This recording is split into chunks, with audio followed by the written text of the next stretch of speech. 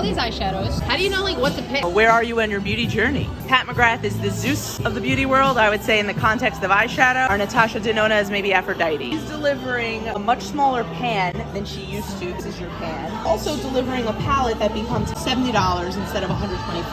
I would not encourage someone who's never used eye makeup before to go spend $69 on an eyeshadow palette. That is going to scare them to death when they look at it. Something, for example, like these, which are a really basic 5-pan, and you can see both of these 5 pans are $27 individually, and you're getting 5 eyeshadows that are basically the same size as these. They're still gonna last you a really long time. That's the thing about powder eyeshadow. It takes a long time to hit pan. These give you such the perfect blend of options in terms of finish. You have your matte shades here, then you have another matte shade in both of them. So you have 2 mattes, then you have 1 neutral shimmer and 2 bolder kind of shimmers. So limitless opportunities for a beginner to explore and not feel intimidated by a 15 eyeshadow palette. So as beginners, go for the mini stars. These are made in Italy. Same quality as you're gonna find at the big guys, but it lets you ease into the experience and it lets you start to understand whether or not you ever want to purchase a $69 palette from Miss Aphrodite. If you're more of an intermediate user, I'd encourage you to go for this $62 eye and cheek essential, because not only can you build your eyeshadow look here, but you can also flip this open to protect the powder from getting into the cream. And boom, you open this up, you have a cream blush and a cream highlight. You're actually able to build a full look, and you can even use these in a multitude of ways. Finally, for our most advanced users, you already know you can go with the more expensive 15 pan, because what you can do is curate truly endless possibilities.